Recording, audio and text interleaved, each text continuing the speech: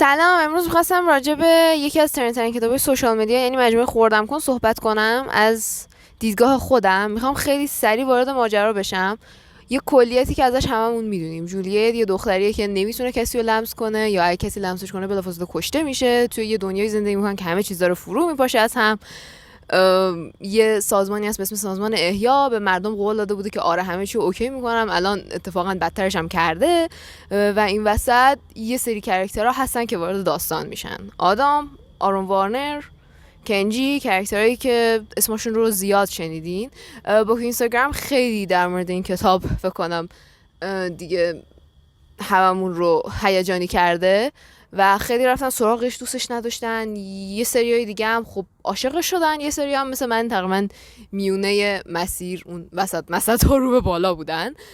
بریم در موردش حرف بزنیم. میخوام از نکات منفی شروع کنم، نکات مثبتش هم بعد بگم، ولی خب این مابین تقریبا ترکیب از همه چیزو میگم. اول اصلا میخوام بگم که توی این مجموعه باید صبرتون زیاد باشه، چون عموما از کتاب ایگنایت می که هنوزم فکر کنم ترجمه نشده زمانی که من دارم این کتاب رو ریکورد میکنم، از این کتاب تازه مجموعه داره خفن میشه و یه جوری بس صبرتون زیاد باشه. توی بحث نکات منفیش تشبیه کتاب زیاده، خیلی زیاده. یعنی طوری که من مثلا میشنیدم که میگفتن این کتاب اگه میخواین یه کمی نویسندگی یاد بگیرین، تشبیهتون خوب بشه، برین این مجموعه رو بخونید. اصلا اینجوری شد که فهمیدم که آرون وارنر تو فلان کتابه.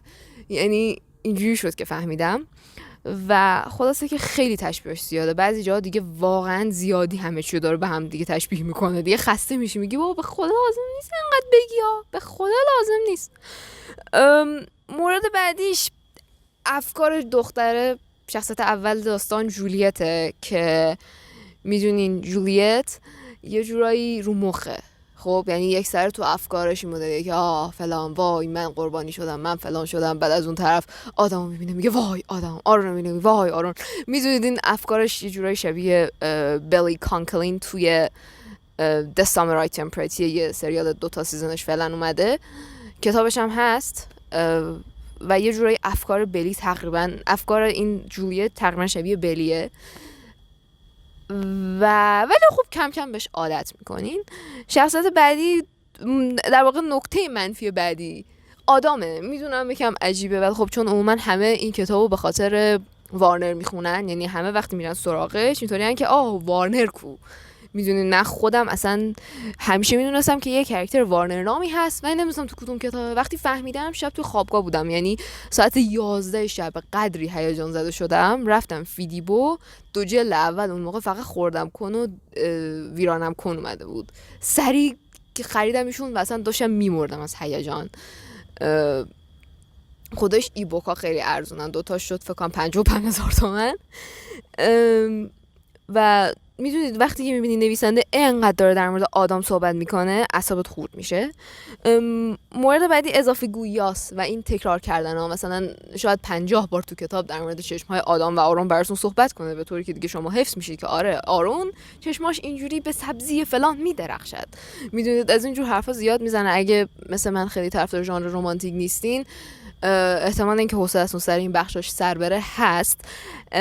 یه کمی میدونید میگن ژانرش فانتزی رمانتیکه، ولی خب به نظر من بیشتر رمانتیک بود تا فانتزی، چون همش داستان داره از دید اون شخصیت بیان میشه دیگه. خب ما داریم داستان از دید جولیت میخونیم، حالا از دید وارنر میخونیم، تو جلای بعدی از دید کنجی میخونیم، از دید آدم میخونیم.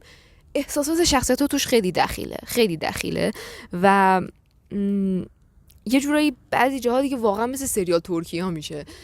میبینید نویسنده نفس کشیدن شخصیت ها هم تو سریال نشون میدن.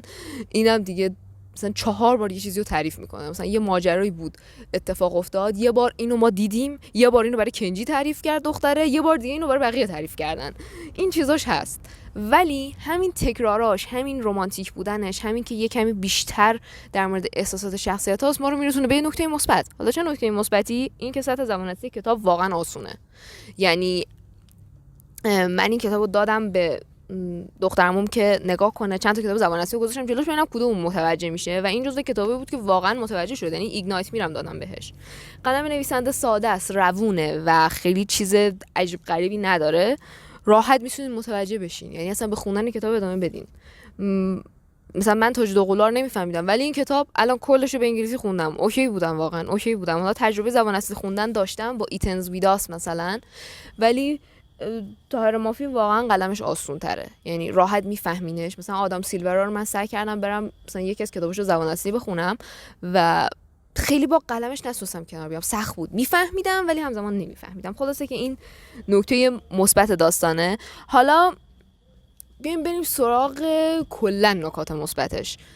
من گفتم من متوسط رو به بالام از بابت اینکه این مجموعه رو دوست داشتم یا نه. یه جورایی از اون مجموعه هایی بود که نمیتونم یک سر پشت سر هم جلدشو بخونم ها، ولی اینکه مثلا 2 هفته جوگیر بشم بخونمش، بعد باز 3 ماه بذارمش کنار دوباره بیام سراغش، دوستش دارم، قشنگه و یه جورایی کم کم که میره جلوتر به شخصیت‌ها وابسته میشین، مخصوصا توی کتاب ایگنایت می که دیگه اصلا واقعا احساس می‌کنم کتاب اوج مجموعه است، واقعا اوج مجموعه است. این شخصیت مثبت داستان یکیش کنجیه. کنجی یکی از کاراکترهاییه که نمیدونم تو کدوم کتاب دقیقاً رسمی تر تو کشفم کن میشه جلد دوم، انگار 1.5 جلد دوم باش آشنا میشین. Unravel Me بود اسم انگلیسیش فکر کنم. کاراکتریه که اصلا به قدری کیوته، به قدری دوست داشتنیه، مثل شن میمونه، فانه، حالتو خوب میکنه، از اون آدمایی که اگه تو دنیای واقعی دور برات باشه یعنی اینطوری که وای چقدر خوش شانسم. خیلی شخصیت فان و دوست داشتنیه و همیشه حواسش به همه هست، همیشه سعی میکنه حالشون خوب کنه حتی اگه خودش حالش خوب نباشه. برای همین کنجی واقعا شخصیت دوست داشتنیه، یعنی میتونم بگم گاهی اوقات این مدلی هم که از آرون وارنر هم بیشتر این شخصیت به دل آدم میشینه. نکته مثبت بعدی دیگه وارنره، دیگه گفتن نداره، خیلی در موردش گفتن. حالا شاید به نظر شخصیتش مثلا یه عده بگن که نه چیزی نداره، شخصیت بعدش که کلیشه‌ای بیاد، ولی خب من طبق نظر شخصی خودم وارنر رو دوست داشتم. شخصیتی بود که میدونی پر رمز و راز بود یه جورایی برام، چون خیلی خشکه اوایلش، شاید مثلا اینطوری بشه که اوه چرا انقدر ازش تعریف کردن، ولی توی ایگنایت می دیگه انقدر در مورد این کاراکتر گذشتهش همه چیز میفهمی، اینطوری که واو، میدونید من دوستش داشتم. آدما کلا توی بوک اینستاگرام، بوک توبر، خیلی بوک تاک و اینا خیلی میان کتابا رو هیت میدن، باز خیلی میبرنش بالا. اوه به خدا کتابه، میدونین چی میگم؟ یعنی اثر و شاهکار ادبی عجیب غریبی نیستش که سلیقه هر کی بر اساس سلیقه خودش میگه اینو دوست داشتم اینو دوست نداشتم، یعنی نمیشه یه نسخه پیچید که و اونقدر قضیه جدی نیست که دیگه واقعا بعضی وقتا میبینی سر یه داستانی ملت دعواشون میشه. یعنی توی همین سریال The Samurai Temperati باورتون نمیشه تو کامنت های نویسنده داستان جنی هان بعد اومدن هر اپیزود سریال سر اینکه کانراد بهتره یا جرمایا دعوا میکردن تا حدی که نویسنده کامنتاشو میبست. او به خدا اونقدر جدی نیست قضیه، یعنی و اگر دوستش داشتین بخونیدش، دوست نداشتین نخونیدش، هیچ اجباری نیست واقعا. این کتاب یه بخشایی هم داره این مجموعه خوردم کن که دیگه اونقدر هیجانی میشه نمیتونی کتابو بذاری زمین، یعنی میخواد بمیری از هیجان تمام، مخصوصا وقتی که میرسیم به اون جای اکشنش، جایی که میخوان حمله کنن بجنگن نمیدونم. یعنی این اخیراً تو ایگنایت داشتم یه پارت رو میخوندم دقیقاً، یعنی یه جوری شخصیت ها همشون اومدن اجرا کردن کارشون، شبیه مراسم افتتاحیه المپیک بود، خیلی خوشگل بود. یه مورد دیگه هم این که بحث فانتزی داستانم قشنگه، چون شخصیت‌ها یه سری قدرت‌ها دارن. حالا اینو برین جلوتر میفهمین، اسپویل هم نیست، به نظرم لازمه بدونیدش. یه سری قدرت‌ها دارن یه سری از شخصیت‌های دیگه هم غیر همین جولیت حتی، و خب خیلی قشنگه. این قشنگش میکنه داستانو و حتی همین ترکیب این قدرت‌های اینا با احساسات واقعیشون خیلی قشنگش میکنه. یکی از نکات مثبت داستان یه کاراکتری به اسم جیمز داداش کوچیکه یا آدمه 10 سالشه و قدری این شخصیت کیوت و دوست داشتنیه که تو هر سکانسی که هستش همه این مدلی هن که وای الهی همه حالشون خوب میشه.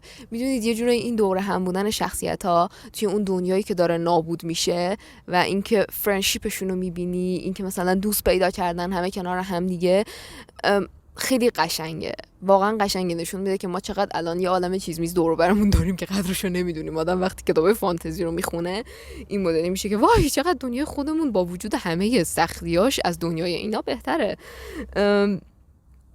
خلاصه که واقعا این کتاب چیزیه که سلیقه‌ای دوست داشتنش. اگه پیشنهاد منو بخواین در مورد اینکه مجموعه رو بخونید یا نه، بهترین راهکار اینه که یه نفر که کتابو خونده بگید براتون یه سری از جلدا رو توضیح بده و اگه حوصله ندارید اصلا بخونیدش، بگید براتون یه سری از جلدا و جای هیجان انگیز کتابو توضیح بده. اگه خواستین بگید که من براتون توضیح بدم. غیر اون هم اصلا یه خلاصه ازش بخونید، جامپ بزنید به ایگنایت می.